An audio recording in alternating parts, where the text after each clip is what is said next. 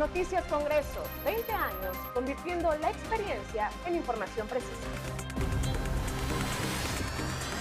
Las reformas que cambian tu vida contadas con rigor periodístico. Cada decisión, cada paso legislativo en tu pantalla y al alcance de tus manos. Somos el impulso de la información legislativa, siempre a la vanguardia. Te acercamos a los temas que importan. Sintoniza Noticias Congreso, Noticias Senado, Noticias Diputados y Radio Congreso. Noticias Congreso, tu mirada directa a los cambios que definen el futuro. Donde todas las voces se convierten en voces.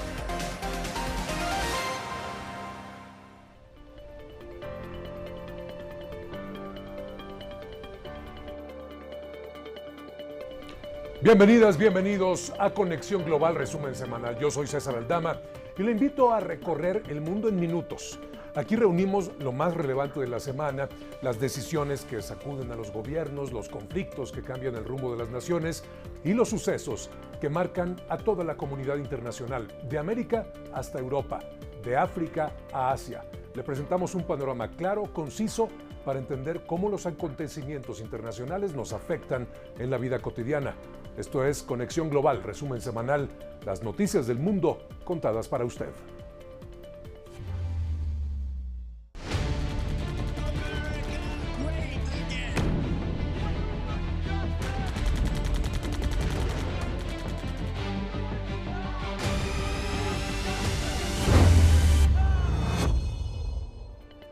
El inicio de la semana estuvo marcado por elecciones, tensiones y un hecho insólito en Europa.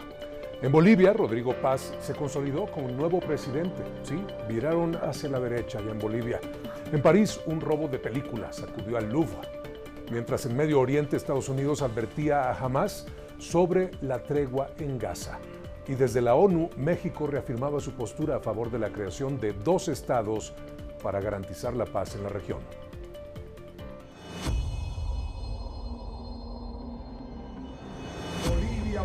Bolivia, Bolivia, Bolivia, Bolivia, Bolivia, Bolivia. ¡Viva la patria, carajo! En Bolivia, el candidato del Partido Demócrata Cristiano, Rodrigo Paz, resultó ganador de la segunda vuelta presidencial con el 54.5% de los votos. En conferencia de prensa, llamó a las fuerzas políticas a unirse para garantizar la gobernabilidad y recuperar la institucionalidad perdida. También anunció que su gobierno reanudará las relaciones diplomáticas con Estados Unidos interrumpidas desde 2008.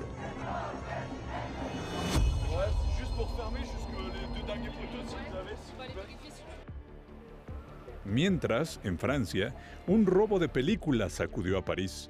En tan solo 7 minutos, ladrones armados y con rostros cubiertos se apoderaron de 8 joyas de valor incalculable de la Galerie d'Apollon, del Museo del Louvre.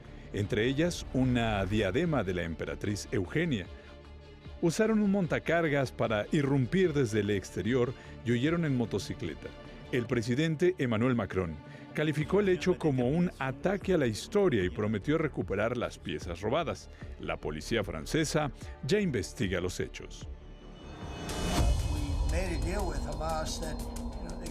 Al tiempo, en Washington, el presidente estadounidense Donald Trump advirtió que jamás será erradicado si incumplía la tregua con Israel en la Franja de Gaza, aunque dijo dar una pequeña oportunidad a la paz. Subrayó que Estados Unidos no toleraría más violencia.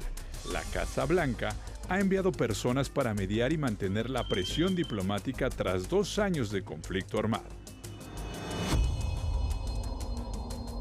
Y en México, el embajador Héctor Vasconcelos, representante de nuestro país ante la ONU, explicó en entrevista para Radio Congreso los avances del acuerdo global que busca mediar el conflicto entre Israel y Palestina. Celebró el alto total al fuego y reafirmó la postura histórica de México a favor de la creación de 2 estados como base para una paz duradera. Yo sí percibo una diferencia muy de fondo entre la posición israelita y la posición palestina, ¿no? Sobre todo en cuanto a la cuestión del establecimiento de 2 estados en ese territorio. Ahí la discrepancia me parece que es muy obvia y muy profunda. Y por otro lado, Pues México desde hace muchos años ha venido pronunciándose en favor de esta solución de dos estados. Yo tuve el honor de encabezar la delegación mexicana a esta conferencia de alto nivel del verano pasado. Sostuvimos lo que nosotros creemos es la necesidad de la creación de dos estados para que en el largo plazo, en el mediano, pueda haber una convivencia real que represente los intereses de ambos bandos.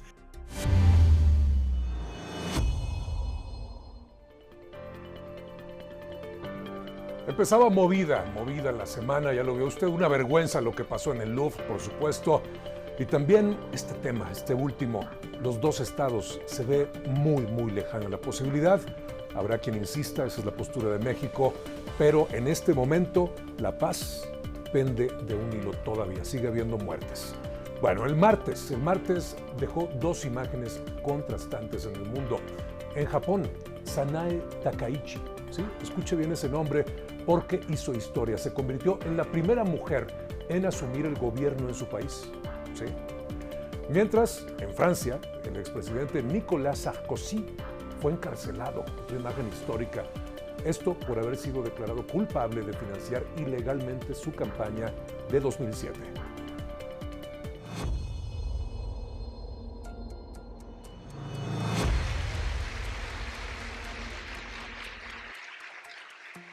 En Japón, la Cámara Baja del Parlamento nombró a la dirigente conservadora Sanae Takaichi como primera ministra, convirtiéndose en la primera mujer en asumir el cargo en la historia reciente de ese país.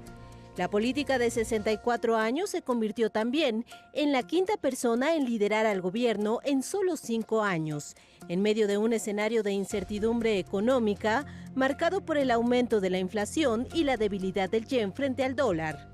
En su discurso, Takaichi prometió impulsar la recuperación económica y fortalecer las relaciones diplomáticas, aun cuando Japón se prepara para la próxima visita del presidente estadounidense Donald Trump.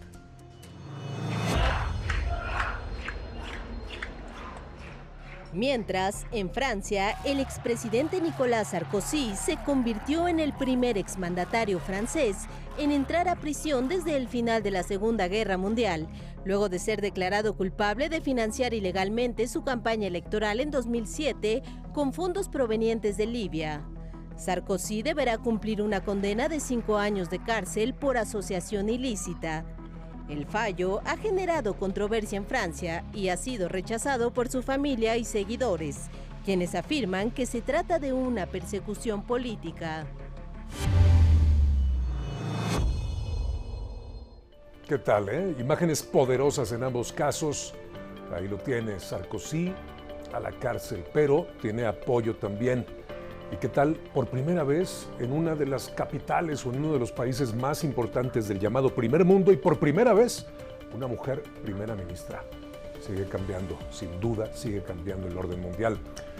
Se nos venía una jornada de movimientos clave ahora en Latinoamérica, de tensiones, nuevas leyes y medidas de emergencia que marcaban el rumbo político y de la seguridad en toda la región.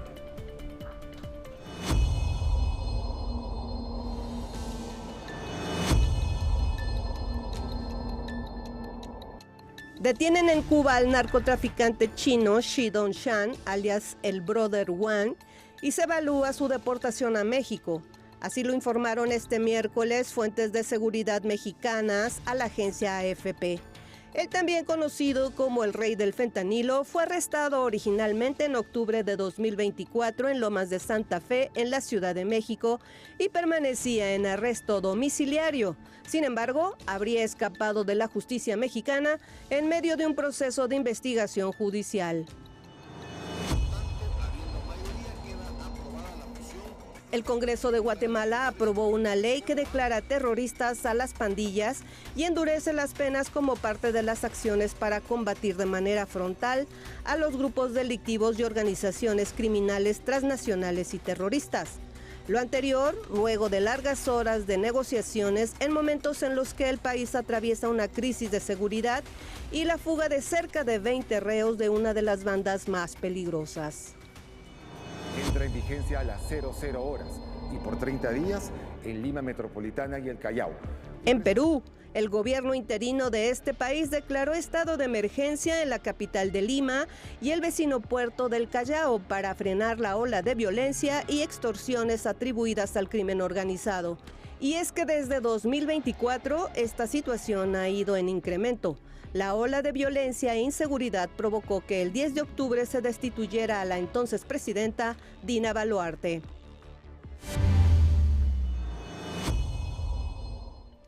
Boluarte, Dina Boluarte, se despedía del gobierno, polémica con México, presente desde los tiempos de Andrés Manuel López Obrador. Ahí está. Y bueno, ahora El Salvador, Estados Unidos, también Guatemala, tratan como terroristas a las pandillas. ¿Va a cambiar algo en México? Ya lo veremos.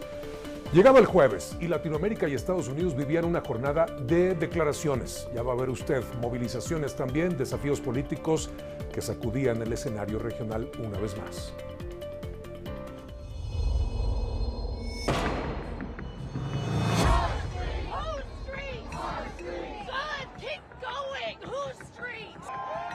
Este jueves, marchas multitudinarias se concentraron en la ciudad de Nueva York debido al operativo por parte del Servicio de Inmigración y Control de Aduanas de Estados Unidos. Y es que el Departamento de Seguridad Nacional informó 2 días antes sobre la detención de 9 inmigrantes ilegales. Estados Unidos en este tipo de acciones está cometiendo ejecuciones extrajudiciales. Por otro lado, durante una rueda de prensa en Bogotá, el presidente de Colombia, Gustavo Petro, acusó al gobierno de Donald Trump de haber cometido ejecuciones extrajudiciales en sus ataques en el Caribe y el Pacífico, en los que han muerto 37 personas. Cabe destacar que en agosto una flotilla marítima estadounidense atacó embarcaciones que supuestamente transportaban droga. Vou disputar un 4º mandato no Brasil.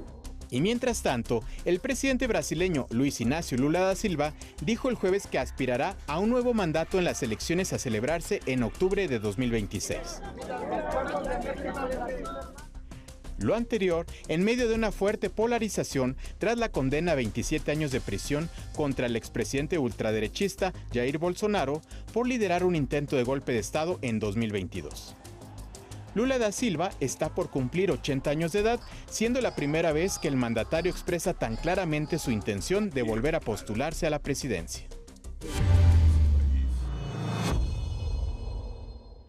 ¿Qué tal Lula a los 80, ¿Será que no hay liderazgos políticos nuevos en Brasil?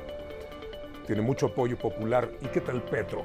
Ay, Petro trae un diálogo muy, muy duro con Donald Trump. Ojalá no se agrave la situación. Una semana marcada por rupturas diplomáticas, crisis energéticas y nuevos focos de conflicto en el continente americano. Llegaba el viernes. Miren nada más.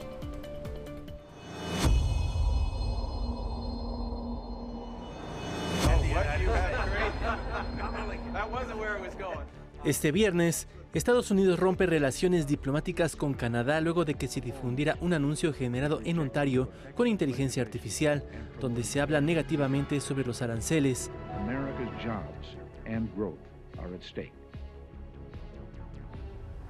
Así lo anunció el presidente Donald Trump a través de la red social Truth Social.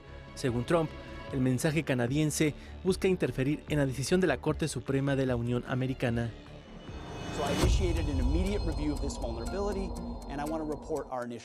También continúa su ofensiva militar en aguas del Caribe y el Pacífico. Un último ataque dado a conocer por el secretario de Defensa a través de su cuenta de X se suma a las 8 operaciones realizadas hasta el momento. Las últimas de esta semana han dejado al menos 6 muertos, con lo que ya son cerca de 43 asesinados a manos de la Armada estadounidense. Levantar la mano, por favor. Informe, diputada secretaria. Mientras tanto, en Bolivia, el Congreso aprobó una ley que autoriza por 3 meses la importación de combustibles con el fin de solucionar la aguda crisis de escasez y que ha generado largas colas de espera en las estaciones de servicio de todo el país. La nueva ley permitirá que personas y empresas puedan ingresar los productos sin pago de impuestos y bajo supervisión estatal. Su distribución será a precio de mercado siempre que el gobierno no consiga abastecer el 100% de la demanda.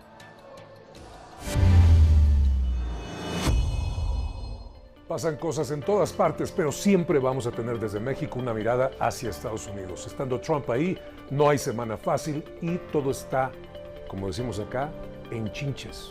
Todo pendiendo de un hilo. Así concluye una semana marcada por conflictos internacionales, crisis políticas y decisiones que reconfiguran el mapa diplomático.